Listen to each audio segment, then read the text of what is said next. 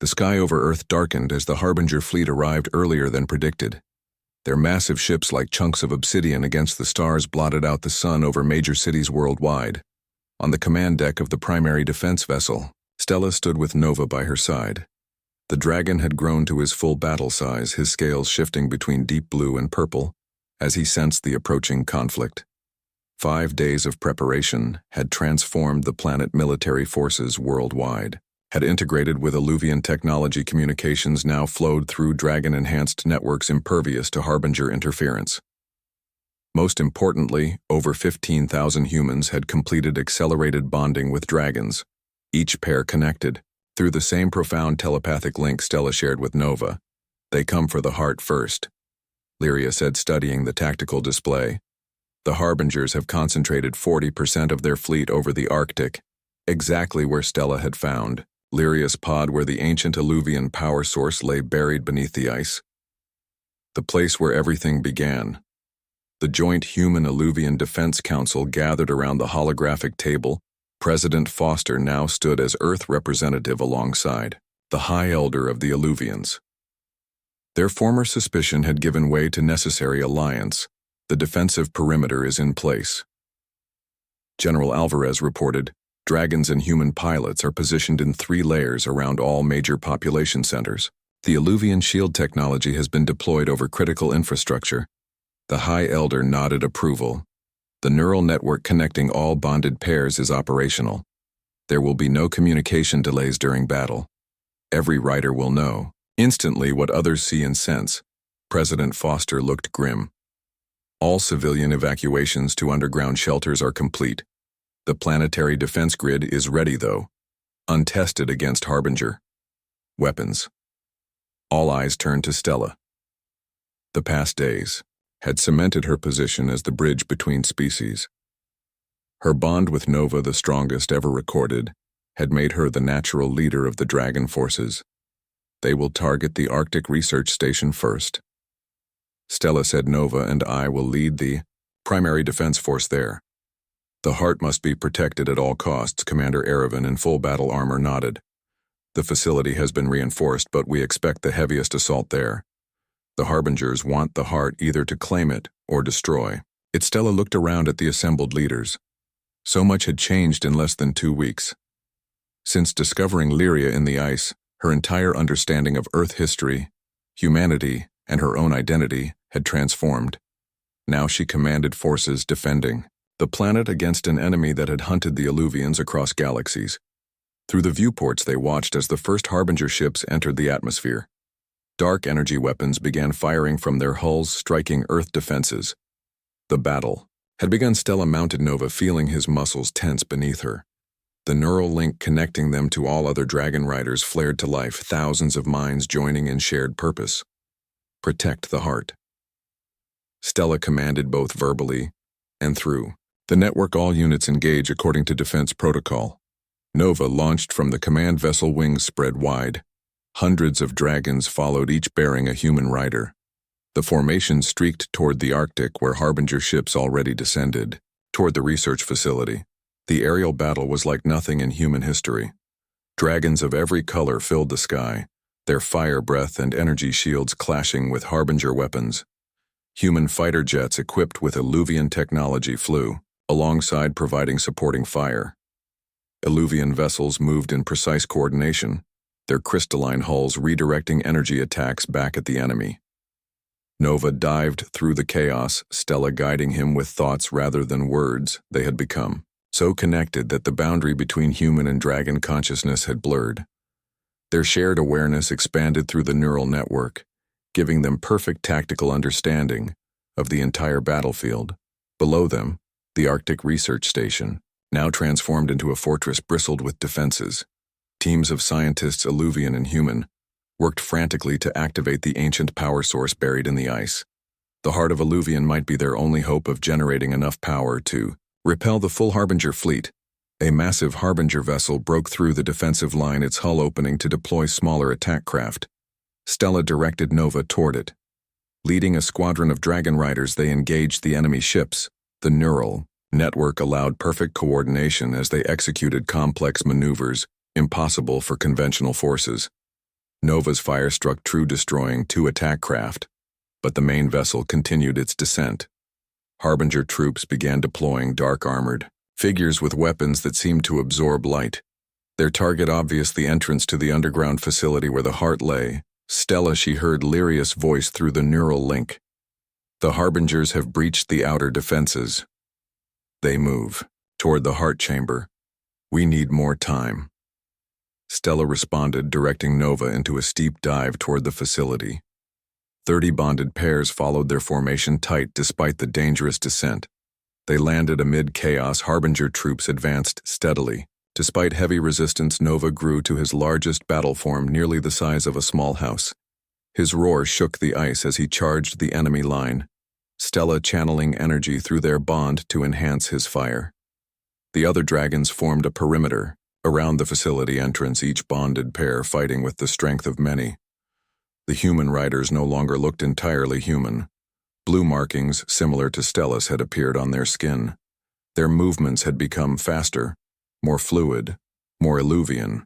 The dragon bond was changing them, awakening dormant genetic potential. Inside the facility, Stella and Nova fought their way toward the heart chamber. Harbinger troops fell before them, but more kept coming. The enemy seemed endless, their dark weapons, capable of draining energy from anything they touched. Even dragons fell before them, their fire dimming through the neural network. Stella sensed the battle raging worldwide. Dragons and their riders defending cities against Harbinger forces. Human, military units fighting alongside Illuvian warriors. The planet united against extinction. But they were losing. The Harbinger numbers and technology pushing them back on all fronts. The heart chamber door loomed ahead, sealed with ancient Illuvian technology. 2 figures stood guard. Commander Erevan and the High Elder, both wounded but defiant. They seek the activation sequence. Erevan explained, his armor, damaged and flickering.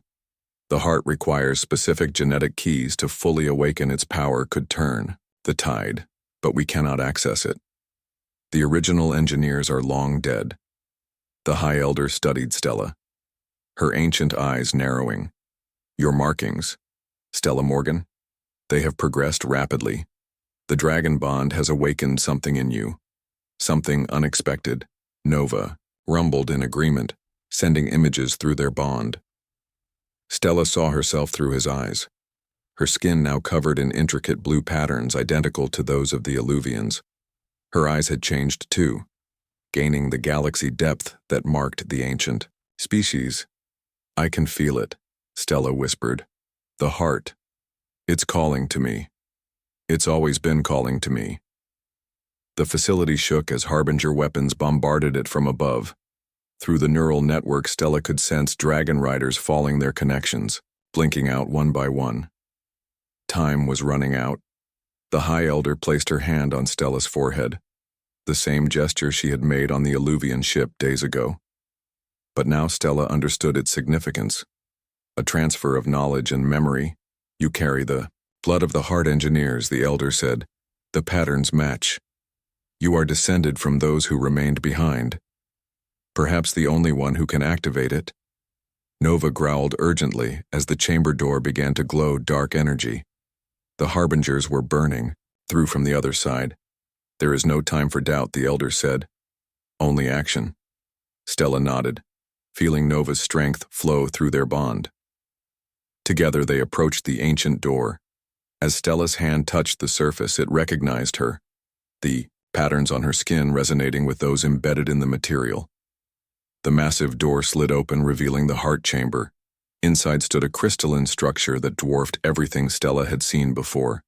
A perfect geometric shape, pulsing with blue energy identical to that which flowed through Illuvian veins, through dragon fire, through the markings on her skin. The heart of Illuvian source of power for an ancient civilization, and standing before it, dark energy weapons aimed directly at the crystal structure were 3 Harbinger commanders.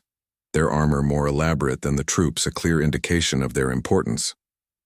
They turned as Stella and Nova entered the chamber, their faceplates revealing nothing but swirling darkness. Where eyes should be, only void existed. You come too late. Illuvian descendant one spoke, its voice like static. We will destroy the heart, as we have destroyed all traces of your kind across the stars." Nova roared, sending a blast of fire toward the Harbingers. They absorbed it, their weapons charging with the stolen energy. "You cannot stop what comes," the Harbinger continued. "The void consumes all. The cycle demands." Stella felt something stir within her. The knowledge the High Elder had transferred flowed through her consciousness, ancient activation sequences, engineering principles, the true purpose of the heart. Not merely a power source, but something far more significant. "Nova, I need to reach the heart." Stella communicated through their bond. "Can you give me time?" The dragon's response came not in words, but in absolute commitment. He charged the Harbinger commanders, his size expanding beyond anything else. The Situation Room at United Nations headquarters buzzed with tension as world leaders gathered around viewing screens. The footage playing showed Stella standing beside Nova, now the size of a horse, with Lyria and Commander Erevan flanking them. The images had been broadcast simultaneously on every electronic device across the globe 12 hours earlier, bypassing all security protocols and language barriers. "This is not a hoax or fiction," the recording of Stella repeated, her voice steady. "Despite the extraordinary circumstances, I am Stella Morgan, formerly of the Arctic North Star Research Station. The beings beside me are Illuvians, Earth's original inhabitants. They have returned because our world faces an imminent threat. The Void. Harbingers will reach Earth in 6 days. Their intention is to consume our planet and eradicate all life." President Diane Foster of the United States leaned toward her advisors. "This Morgan woman disappeared from a classified research facility a week ago. How do we know this isn't some elaborate hoax, or worse, that she hasn't been compromised?" The Secretary General, a normally stoic man, looked shaken. The transmission came simultaneously to every screen on the planet. "We have confirmation from NASA that there are indeed multiple large objects approaching Earth orbit. Furthermore, our instruments detect at least 12 large vessels currently positioned around our planet, matching the description of the Illuvian ships." On the screen, Stella continued, "I know how difficult this is to accept. I was skeptical too. But the evidence is irrefutable. The dragons you see are genetically engineered guardians created by the Illuvians. They bond with compatible individuals, enhancing their abilities and providing protection. The Illuvians are offering an alliance against our common enemy. They will share their technology and knowledge to help us prepare." Nova spread his magnificent wings on screen, demonstrating his ability to change size. The sight sent murmurs through the assembled leaders. The Russian president crossed his arms. "These dragons, if real, could be the most powerful weapons ever introduced to Earth. How do we know this isn't an invasion masked as a rescue? A valid concern." Ambassador Chen from China responded, "But consider the strategic reality. If these Illuvians wanted to conquer Earth, why the elaborate story? Why reveal themselves at all? They clearly possess technology far beyond our own." The debate continued until a military aide rushed in, whispering urgently to President Foster. She stood abruptly. "Ladies and gentlemen, we have confirmation. Multiple unidentified objects have appeared at the edge of our solar system. They are accelerating toward Earth at speeds that defy our physics." The room fell silent. The Secretary General cleared his throat. "It seems we must at least consider that Stella Morgan is telling the truth. We need more information, direct contact. We need to meet these Illuvians." 3 hours later, Stella stood in the center of the United Nations General Assembly Hall. Nova, beside her, now the size of a large dog. Lyria and Commander Erevan stood slightly behind them, facing the assembled representatives of Earth. The hall was filled beyond capacity, with additional leaders joining via secure video. Stella had never imagined addressing world leaders, but Nova's presence gave her strength. She could feel his confidence flowing through their bond. "Thank you for agreeing to this meeting," she began. "I understand your skepticism and fear. I felt the same when I first encountered Lyria. But the threat approaching us is real, and we have little time to prepare." President Foster stood. "You expect us to believe that mythological creatures like elves and dragons are real, and that an alien armada is about to attack Earth based on your word alone?" Ms. Morgan, Nova rumbled low in his throat, sensing Stella's discomfort. With respect, Madam President, Stella responded. I don't expect you to take my word for it. The Illuvians have prepared data packets for your scientists containing verifiable evidence of both their claims and the approaching Harbinger fleet. They are willing to allow delegations aboard their ships to inspect their technology. Furthermore, Stella paused as Nova suddenly tensed his head, turning toward the ceiling. A moment later, alarms began blaring throughout the building. Emergency protocols, Commander Erevan said, touching his wrist device. A Harbinger scout ship has breached our perimeter defenses. They move faster than we anticipated. The assembly erupted in chaos as security personnel rushed to protect the gathered leaders. Nova grew instantly larger, his wings extending protectively around Stella. We need to show them, Lyria said urgently. Now is the time. Stella nodded, understanding the plan they had discussed. Nova lowered his head, allowing Stella to mount him. The dragon launched upward, crashing through the skylight of the General Assembly Hall, glass raining down below, but harmlessly. Deflected by the shield, Nova generated. They soared into the afternoon sky over New York City, Nova's wings catching the sunlight. People below pointed upward, phones recording the spectacular sight of a woman riding a dragon. But Stella's focus was on the dark shape descending through the clouds. A Harbinger scout ship, sleek and predatory, its surface seeming to absorb light rather than reflect it. Nova roared a challenge, his chest glowing with building fire.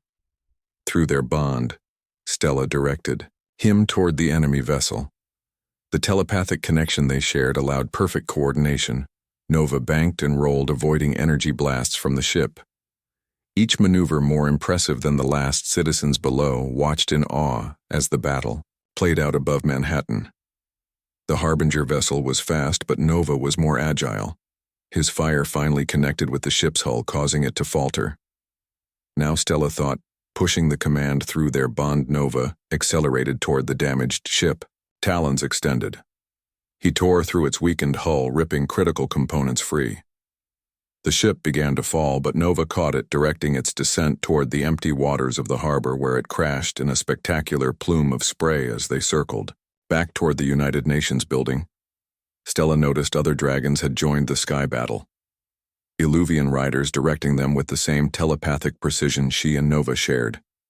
Together they herded the remaining scout ships away from population centers. By the time Stella and Nova returned to the General Assembly Hall, the mood had transformed from skepticism to stunned belief.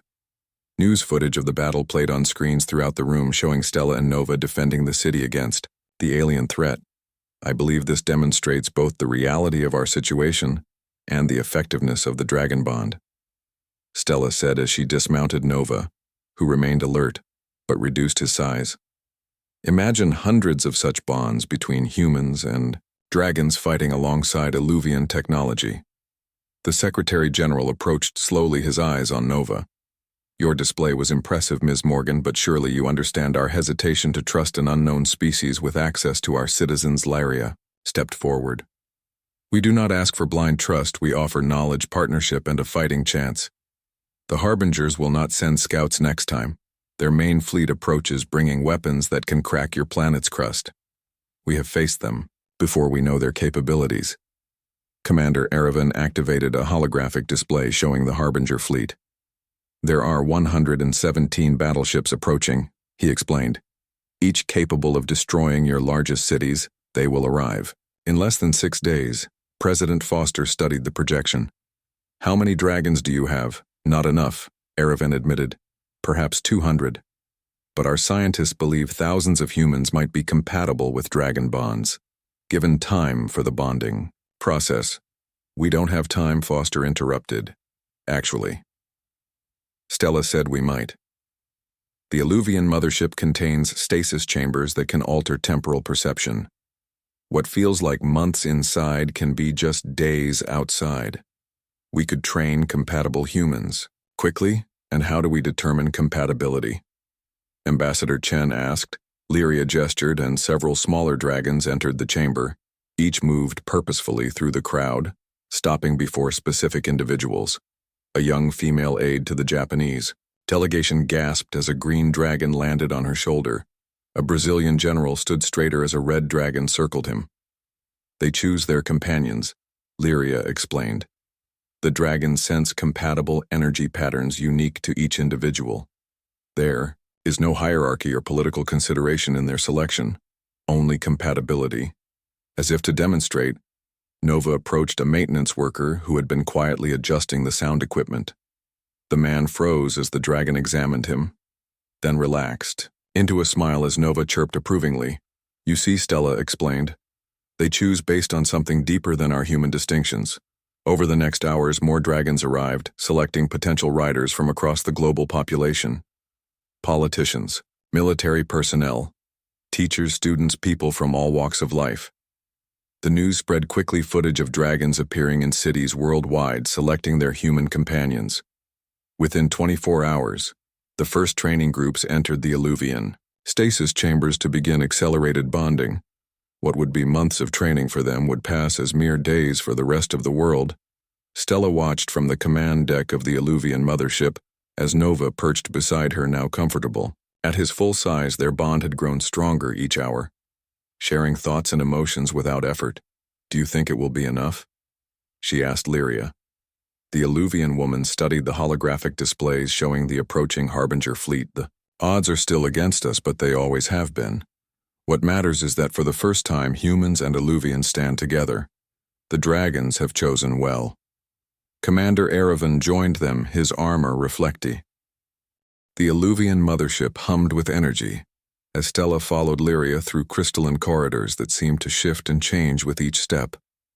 The dragon, now back to its smaller size, perched on her shoulder, occasionally nuzzling her cheek. Every surface glowed with soft blue light, reminding Stella of the pod she had discovered in the ice just days ago, though it felt like a lifetime had passed since then. This will be your chamber. Lyria gestured to a room that opened as they approached. The walls were translucent, allowing views of Earth below and stars above. It looks toward your home, she added softly. Stella approached the window, mesmerized by the sight of her planet from space. The blue marble hung suspended in darkness, more beautiful than any photograph could capture. The reality of her situation finally hit her. She was on an alien spacecraft with beings who claimed to be Earth's original inhabitants, and she had a dragon. The creature chirped as if sensing her thoughts. Its amber eyes regarded her with intelligence beyond any animal she had studied. I still don't know what to call you, Stella, whispered, touching the dragon's head gently. Its scales shifted color from deep blue to purple beneath her fingers. He will tell you when. You're ready, Lyria said. The bond takes time to develop, but I sense it is already strong. He chose you specifically, Stella Morgan. That is rare and significant.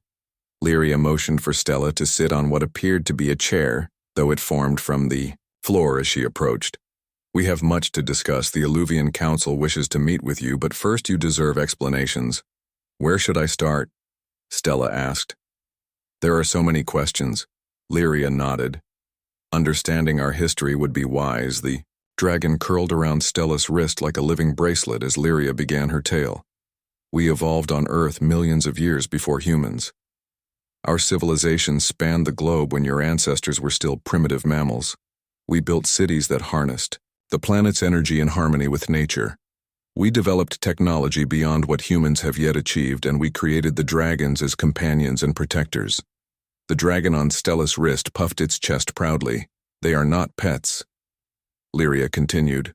They are a genetically engineered species with intelligence comparable to our own. They bond telepathically with their chosen companions, enhancing natural abilities and providing protection. Their genetic structure allows them to change size and adapt to environments from deep ocean to outer space. So why did you leave Earth? Stella asked. A cosmic threat approached, Lyria explained. A dark energy wave that would sterilize the planet's surface. We could not stop it, so we built ships to escape. Many Alluvians chose to remain behind, entering stasis chambers deep beneath the polar ice. They hoped to reawaken once the danger passed. But something went wrong. Lyria nodded, her silver hair catching the light.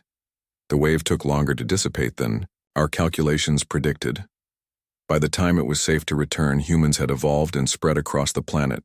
We observed from a distance, watching your development, debating whether to make contact. But division grew among our people.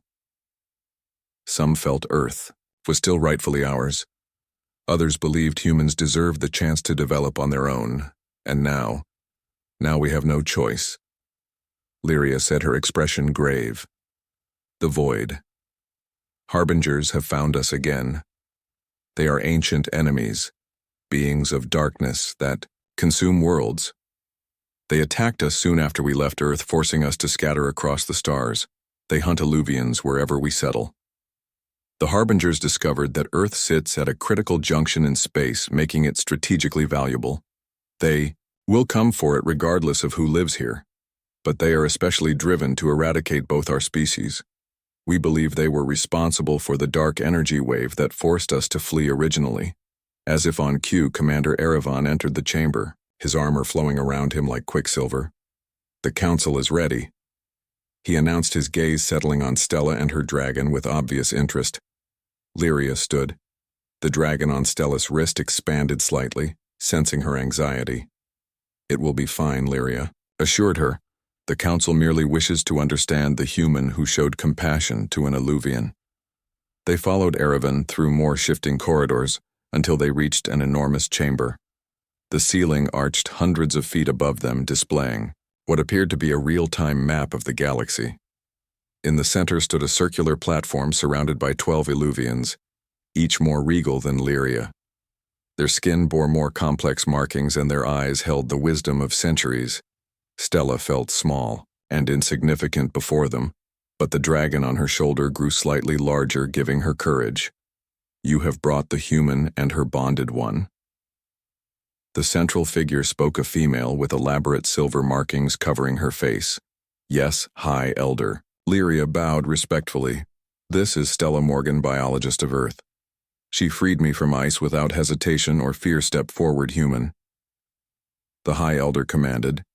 Stella moved onto the platform, feeling the weight of 12 pairs of galaxy eyes upon her. The dragon remained steady on her shoulder, a comforting presence. We have observed your species for centuries, the High Elder said. Some believe you are too violent, too fractured to be worthy allies. Others see potential in your adaptability and resilience. You, Stella Morgan, have shown qualities we had feared lost in humans. Compassion without expectation, courage without aggression. The dragon suddenly left Stella's shoulder, hovering before the council. Its body glowed with internal fire as it performed an elaborate aerial display before returning to Stella. It expanded to the size of a large dog, then settled beside her, its tail wrapping protectively around her ankle. The council murmured in obvious surprise, a full bond. Already, Erevan whispered to Lyria. That should be impossible so quickly. The High Elder raised her hand, silencing the whispers. It seems Stella's dragon has made his choice clear. Such a bond cannot be forced or manufactured. It speaks to her true nature. Another council member leaned forward. You must understand, Stella Morgan. The dragons are not merely companions. They are living connections to the core energy of our species. They choose only those with compatible life energies. This has significant implications. What implications? Stella asked, finding her voice at last. The High Elder gestured, and the galactic map above them zoomed in, showing Earth and the surrounding space. A fleet of dark ships appeared at the edge, moving steadily toward their position. The Harbingers approach even now, she said. They will reach Earth in 7 rotations. Their technology is formidable, their numbers vast. We alone cannot stop them. But together with humans, there might be hope. The dragon bond suggests compatibility between our species, a potential future together. Stella watched the ominous ships with growing dread. But why would they care about Earth now after all this time? Because of this? The High Elder waved her hand again, and the image shifted, showing the Arctic region where Stella had found Lyria's pod. Beneath the ice glowed a massive structure, complex and clearly artificial. Buried 2 miles down lies the heart of Illuvian, our greatest achievement. A power source that could sustain a civilization for millennia. It has remained dormant. Protected. We believed it, undetectable. But the Harbingers somehow sensed its activation? Erevan added, when you freed Lyria, the stasis field weakened, revealing the energy signature. So this is my fault. Stella felt the weight of responsibility, crushing down on her. No, Lyria said firmly. This confrontation was inevitable. The Harbingers have been searching for us for centuries. They would have found Earth eventually. You simply accelerated a predetermined outcome. But you have also accelerated our response. Our reunion with humanity. The dragon at Stella's side suddenly stood alert, its head tilted as if listening to something only it could hear. Then it looked up at Stella, and in her mind she heard a voice, clear as crystal nova. The name echoed, in her consciousness filling empty spaces she hadn't known existed. Stella gasped, looking down at the dragon. Its eyes glowed with internal fire. He has shared his name. Lyria said with reverence. The bond is complete. Nova, Stella whispered. The name felt right, perfect somehow. The dragon, now Nova, rumbled with satisfaction. The High Elder stepped down from her position, approaching Stella. She was taller than the others, her presence commanding respect. She reached out, touching Stella's forehead with slender fingers. In that moment, Stella's mind exploded with images, past, present, future possibilities that stretched across time and space. She saw Illuvians and humans fighting side by side against shadowy beings. She saw dragons of all sizes and colors, bonded with human partners. She saw herself and Nova leading them, and beneath it all she felt a strange familiarity, as if part of her had always known this world. When the High Elder removed her hand, Stella staggered, Nova growing instantly larger. To support her, what you felt was the collective memory of our people, the Elder explained. Your genetic structure contains traces of Illuvian DNA dormant. Until now, your bond with Nova has awakened it. That is why he chose you. That is why Lyria was drawn to your energy signature when her pod landed. Stella looked at her hands, noticing faint blue markings beginning to appear on her skin, like those the Illuvians bore. Am I becoming like you? Not exactly, Erevan said. You are becoming what you always were, a bridge between our species. The first of many if we survive what comes. Nova nudged her gently, and Stella felt his thoughts again. Not words exactly, but emotions and images. He showed her flying through clouds, battling alongside others. He showed her a world where humans and Illuvians lived together with dragons soaring overhead. A possible future. The decision is yours, Stella Morgan. The High Elder said. We cannot.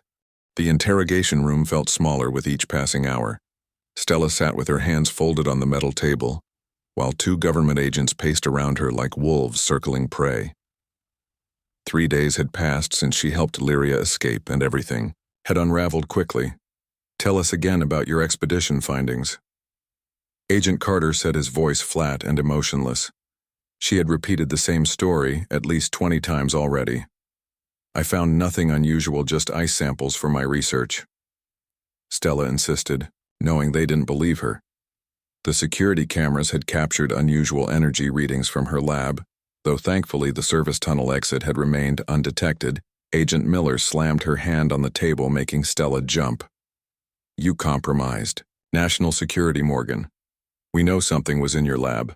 The energy signature matches nothing in our databases. Stella maintained her composure, though. Exhaustion pulled at her. The constant questioning, the sleep deprivation, the threats of treason, charges all designed to break her. But she held firm, knowing what was at stake. If Lyria was right, her people would make contact again soon. The door opened, and Director Keller walked in, looking grim. We're transferring you to a more secure facility. Tomorrow, Morgan. This is now a matter of Homeland Security. They were running out of patience, Stella realized.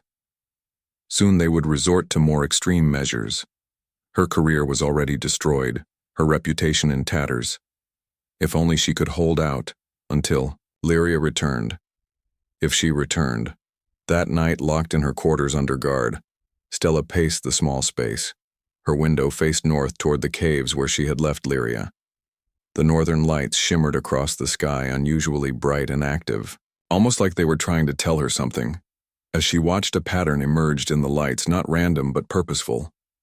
Stella moved closer to the window, her heart racing. The colors shifted, forming what looked like a countdown. 3 pulsing, lights, then 2, then 1. The sky erupted in a cascade of blue and silver light that outshone even the aurora alarms immediately blared throughout the compound. Stella could hear shouting and the pounding of boots as security personnel mobilized. A familiar blue glow approached the station, setting off every sensor. Stella pressed her face against the glass, hardly daring to believe it. Lyria had returned true to her word exactly 3 days later. But the alien was not alone. Beside her floated what appeared to be a small dragon with iridescent scales that shifted colors like oil on water. Its tiny wings beat rapidly as it hovered near Lyria's shoulder. The security lockdown engaged, sealing all doors and windows. But Stella knew the override, code for her quarters, a backup she had programmed months ago for her midnight expeditions. With trembling fingers, she punched it into the hidden keypad by her bed. The door slid open, revealing an empty hallway. Everyone had rushed to the main entrance to confront the alien visitor. Stella moved silently through the back corridors, using her knowledge of the station to avoid detection. She slipped out through a maintenance hatch and circled around to where she had seen Lyria. Her breath formed clouds in the frigid air as she approached the perimeter fence. There on the other side stood Lyria, radiant in the moonlight. The small dragon creature flew excited circles around her head. "I knew you would come," Lyria said, her voice carrying clearly despite the distance. The fence presented a problem, but before Stella could think of a solution, the small dragon flew to the control panel. Its claws touched the electronic lock, and the system sparked. The gate swung open, as if welcoming Stella. "You came back," Stella said in disbelief as she stepped through.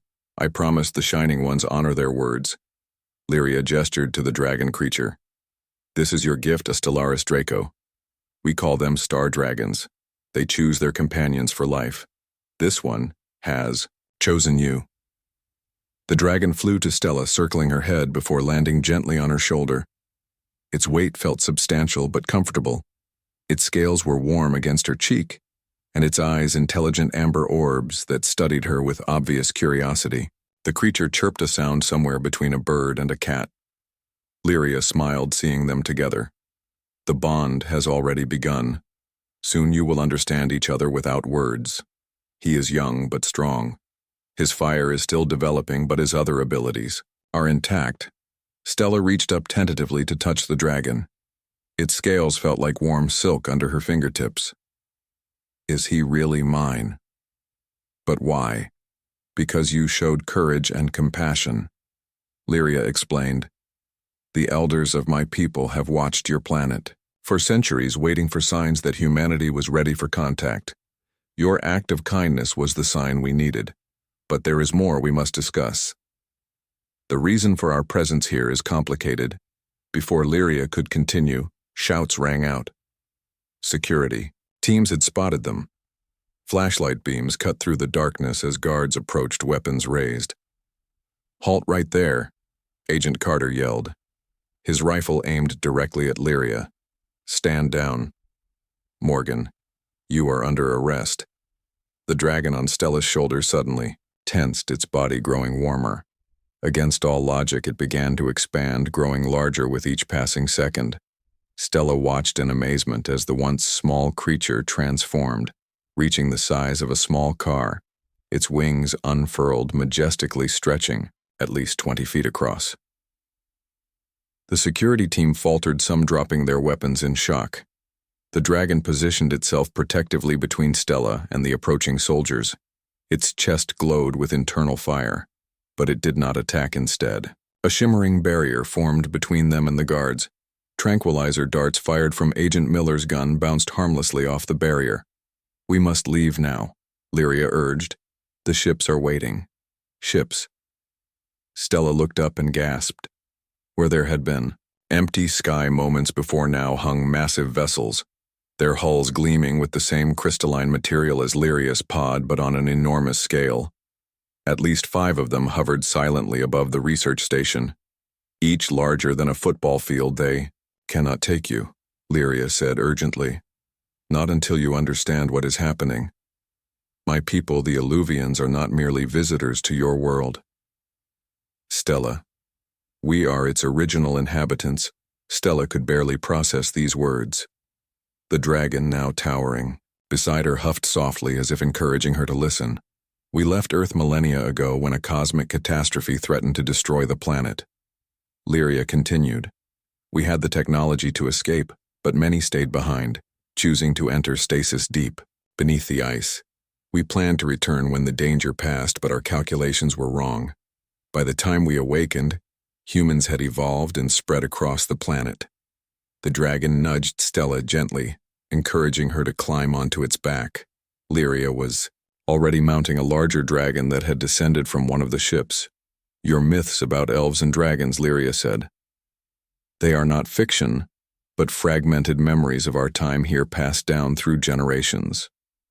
More security personnel were arriving. Surrounding them in a wide circle, Director Keller pushed through the crowd, his face contorted with fury.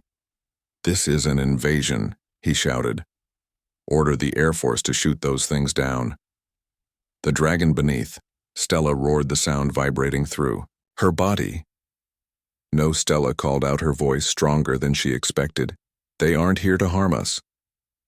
Another dragon landed beside them, carrying an Illuvian male with armor that seemed to flow like liquid metal. We must go, Commander Erevan said to Lyria. The Void Harbingers have detected our presence. They will be here soon. Harbingers, Stella asked, feeling overwhelmed by each new revelation. The reason we have returned, Lyria explained. Our ancient enemy. They consume worlds, they have followed us across the stars, and now they have found Earth again. You must come with us, Stella Morgan, you and your dragon. Both our peoples need you. Stella looked back at the research station, at the humans, watching in fear and awe at the dragons and Illuvians. She thought about her life, her work, everything she would be leaving behind. But when she looked at the dragon beneath her, she felt a connection forming, deep and primal. What is his name, she asked. Names are given through bonding, Lyria said. You will know it when the time is right. The dragon spread its magnificent wings as Stella made her decision. She leaned forward, wrapping her arms around its neck, feeling its powerful muscles tense beneath her. This was madness, but somehow it felt right, felt destined as they lifted into the night sky. Stella looked down at the dumbfounded faces below. Director Keller, Agent Carter, Agent Miller, all staring in disbelief. The dragon banked sharply, heading toward the largest Illuvian ship, and in that moment, as Earth fell away beneath them, Stella knew that the adventure of her life had only just begun. The wind howled across the frozen Arctic landscape as Stella Morgan tightened her thermal suit and adjusted her goggles. Alone in this vast white emptiness, she felt both terrified and alive, exactly how she liked it. She checked her equipment one last time before continuing her expedition across the ice. Stella worked as a wildlife biologist at the North Star Research Station, the most remote scientific outpost on Earth. She preferred the company of polar bears and Arctic foxes to humans, which made her perfect for this isolated assignment. Her colleagues often joked that she must be part Yeti, but Stella never minded. She found peace in solitude. The radar device on her belt suddenly beeped, an unusual reading coming from about 50 meters. Ahead, Stella frowned as she trudged through the snow toward the signal source. Something was buried in the ice, something that had no business being there. As she approached the location, Stella noticed a faint blue glow emanating from beneath the surface. She dropped to her knees and began carefully brushing away snow and chipping at the ice with her tools. After 20 minutes of work, she uncovered something that made her breath catch. It was not a meteorite as she first suspected, but some kind of crystalline pod roughly the size and shape of a coffin. Its surface was smooth and seemed to pulse with internal light. Stella ran her gloved hand across it, feeling an unusual warmth despite the sub-zero temperatures. Protocol dictated she should call this in immediately and wait for a containment team. But something about the gentle pulsing light made her hesitate. Stella had always trusted her instincts, And right now they told her this was special, something she needed to investigate herself. With considerable effort, she managed to secure the object to her expedition sled and began the 3-hour journey back to her private lab at the edge of the research compound, far enough from the main buildings that she could work without interruption. Once inside her lab, Stella carefully transferred the crystalline pod onto her examination table. The blue light had grown stronger now, illuminating the entire room with its ethereal glow. As the ice melted away from the surface, Stella could see more clearly what lay within.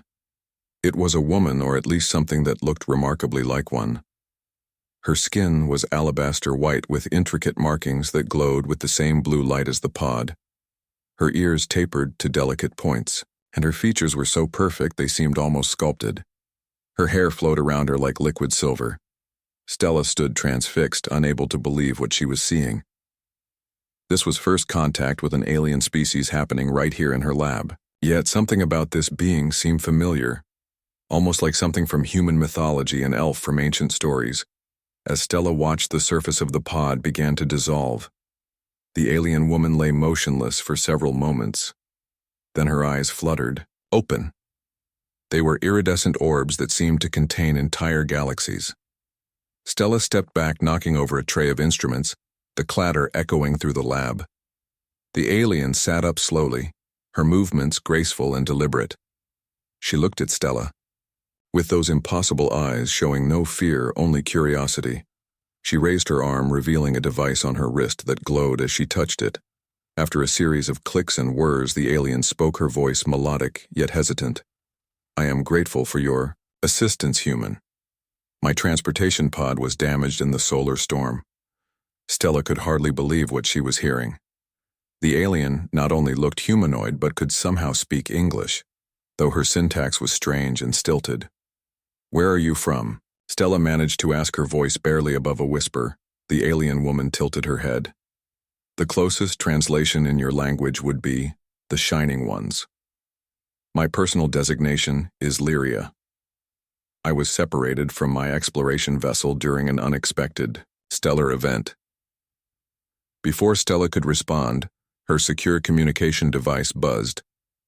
It was Director Keller from the main facility. "Security scans have detected unusual energy signatures from your lab." "Morgan, what are you working on?" Stella froze, looking from the device to Lyria.